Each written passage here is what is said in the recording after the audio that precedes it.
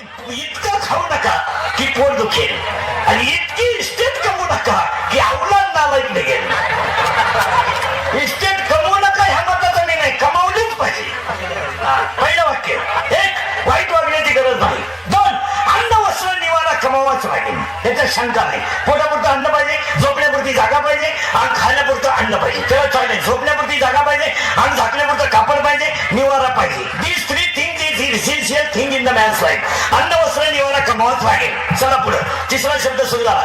संत संगत करावीच लागेल, याला पर्याय नाही, ती करावीच. काय कीर्तनाला दरिद्र्यावानी बसायचं नाही, तोंड सोडून बिडून द्यायचं नाही, यायचं असं बसू तो इथे येऊन. म्हणजे दुष्काळ तुझ्या एकट्याच पडला का? आयुष्यात चिंता करायची नाही मला. बसलेल्या सगळ्या लोकांना सांगतो, आयुष्यात सगळं करा मला, चिंता करायची नाही. का करायची नाही त्याचं उत्तर सांगतो. आपल्या हातात काही नाहीच.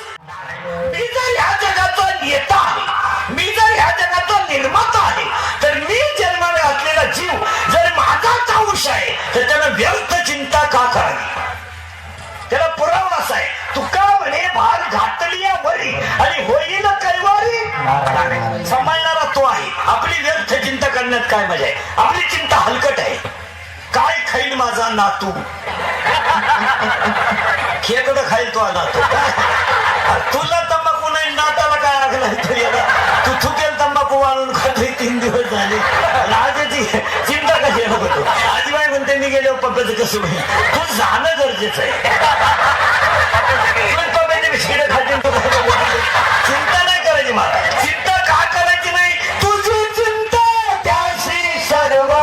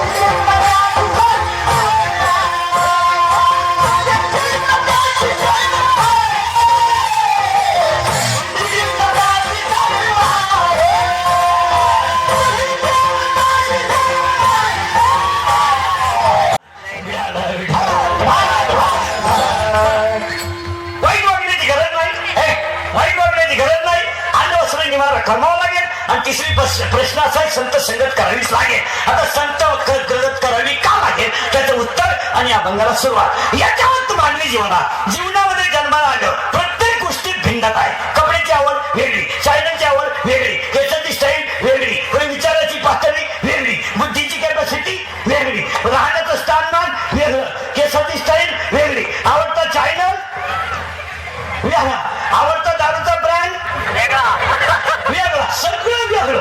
कुणाला वडायची आवडेल, कुणाला खड्यातली आवडेल, प्रत्येकाची आवड वेगळी. पण वाक्य नाही का, 2 गोष्टी जगात अशा आहेत का त्या प्रत्येकाच्या समान आहेत. एक, मला सुख पाहिजेच समान, याच्या बाबत दुमत नाही. 2, आणि मला आनंद पाहिजेच एकमत. आनंद नक्की पाहिजे, सुख नक्की पाहिजे, बाकी सगळं भिन्न. बाकी सगळं भिन्न. केसाची स्टाईल वेगळी, प्रत्येकाचं राहणीमान वेगळं, भान वेगळा, ड्रेस वेगळा, कपड्याची वेगळं, सगळं वेगळं. सुख पाहिजे. आता सुख म्हणजे काय भानगड आहे तेवढं नीट ऐकायचं आणि संतांचा सुखाचा संबंध काय अभंगाला सुरुवात. सुख पाहिजे, सुख पाहिजे, सुख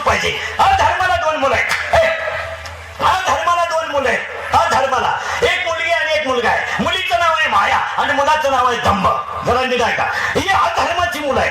अधर्माच्या मुलीचं नाव आहे माया आणि मुलाचं नाव आहे दंभ. अख्खं जग गुंतून मारलं तिचं नाव माया आणि अख्ख्या जगाचं वाटोळं केलं त्याचं नाव दंभ. त्या दोघांचा दोष नाही, त्यांचा बापाचा अधर्म. त्यांचा दोष नाही ना, त्यांचा काय दोष आहे? कारण बापच काय अधर्म. मग अधर्माच्या पुढीचा मारकरीची पोरं एवढी निघाली तो एवढीच कोण रामायण वाचते. ज्यांच्या बापांचं आयुष्य परमार्थात गेलं त्यांची पोरं संध्याकाळी ताईट होत्यात. रिक्षात टाकून आम्हाला लागतात, हरिपाठ करतात ताईट. आणि इकडं बाप बिंडीच्या देवा बसून म्हणतो काकडा करतो पाठ पासून तुझी निगडी कोठी चंद्रप्रकाश आला पोऱ्या काळ्या पिशीत मकान गेला. मग त्याचा बाप म्हणतो भारावडी आकाश हलवी तो भाव भरला पोऱ्या मागून. मग बाप म्हणतो पिवळा पितांबर काय साधं गरुडावर बसवणी माझा काय वाटा दिली पोऱ्यानं बापाच्या ठेवणं. मग बाप म्हणतो विठोबाचे राज्य आम्हाला दिली पोऱ्या. खडकाव पडलेला पाऊस कुठं गावाला फायद्याचा आहे का? गहू भाजला मग पियारला कोणत्या युरिया टाकला वावर इकडं पण उतरला. माऊली म्हणले का खडकी रस्ते वर्षले का ही माझी पेरले. खडकावर पडलेला पाऊस फेल, भाजून पेरलेलं बी फेल, संस्कार नसणारं घरानं फेल. यादी सांगतो काय उपयोग त्याचा 22 लाखाचा बांगला एकच पोरग येड उरफाट्या माऊलीचं काय आग लावतं ते बांगल्यावर. एकच पोरगी 500 एकच आवाज दे सगळ्यांना. हे सगळे बॉक्स झाले ना याच्यातलं एक फिरवलं समजा तिकडे ते लोकांची अडचण नाही झाली पाहिजे. जातोय का येत नाही आवाज आता आला मला दे थोडा आवाज दे.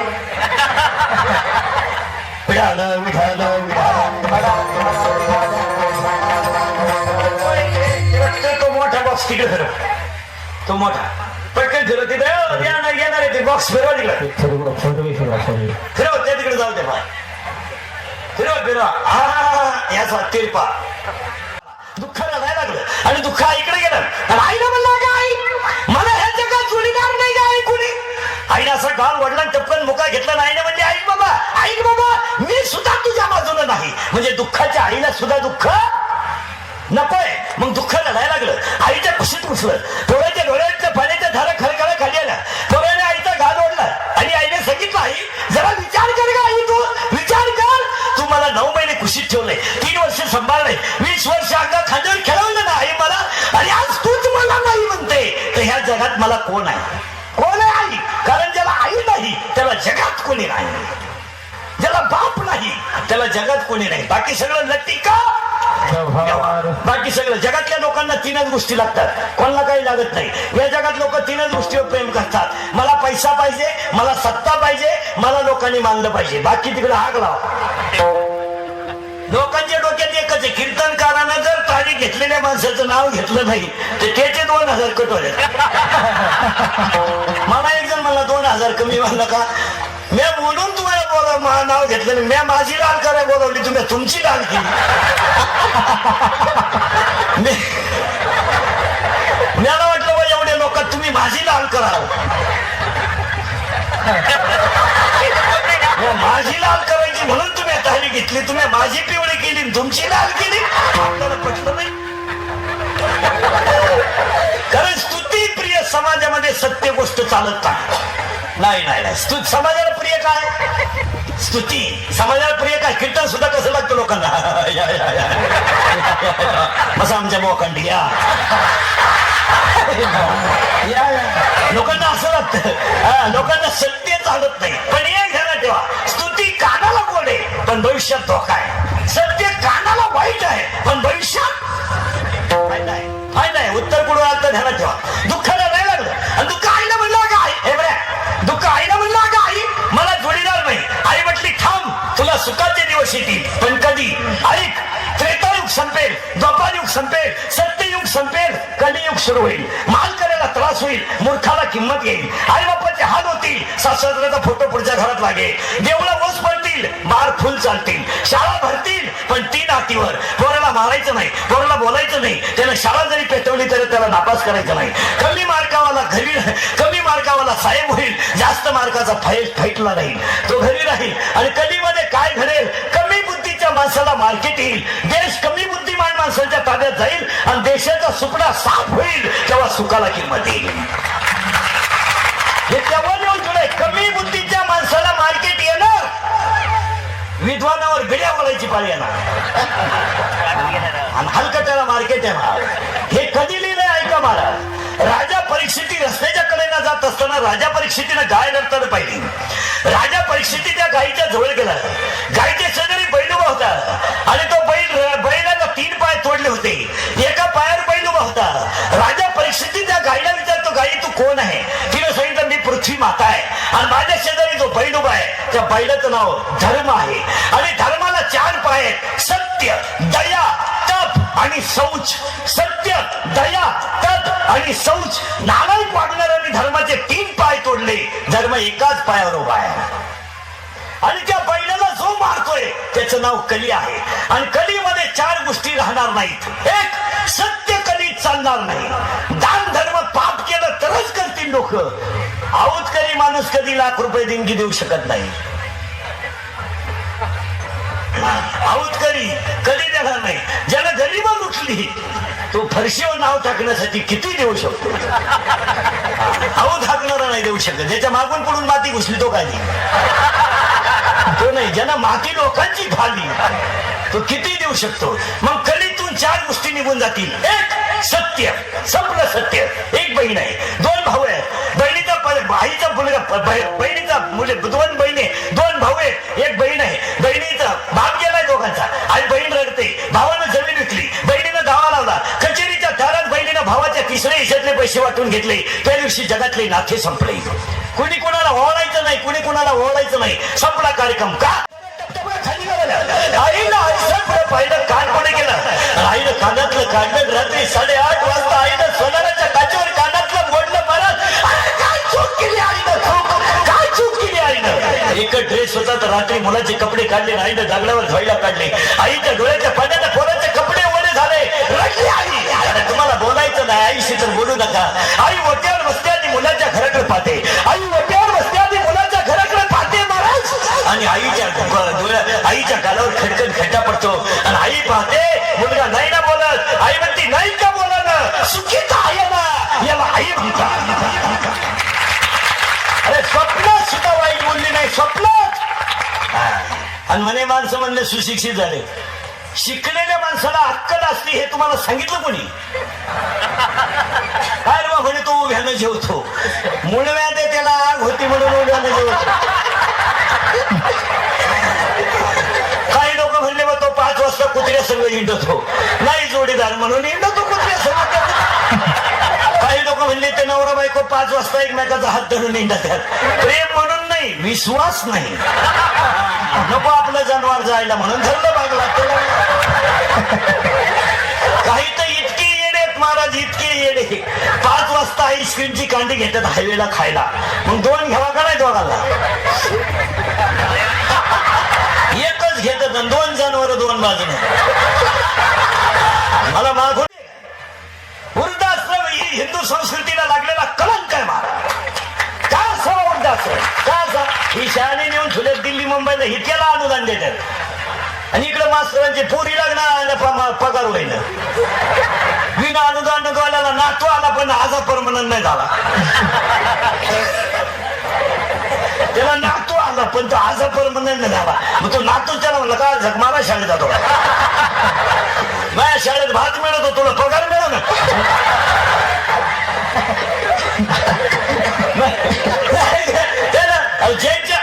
ज्याला गरज आहे त्याला मदत करणं आपलं काम आहे. एक मुलगा आहे, 10वीला आहे, आई लढते, मुलाची 200 रुपये फी भरायची, मदत करणं आपलं काम आहे. पती मरण पावलाय, आई जसा लढते आणि बिचारीच्या मुलाची बायपास सर्जरी करायची, 5-10 रुपये मदत करणं आपलं काम आहे. आज एवढा मोठं देवळालीकरांनी सप्ताह केला. सप्ताहाच्या शेवटच्या दिवशी 2 शेतकरी आले आणि ते म्हणले बाबा तुमचा मंडप व्हायचा आहे, जेवण काढायचं आहे, आमच्या गरीबाची 2-3 लग्न काढायचे कीर्तनात काढून द्या, आपण त्यांना मदत करणं आपलं काम आहे. काम आहे. पण ज्यांच्या कुत्र्याला बिस्किट आहेत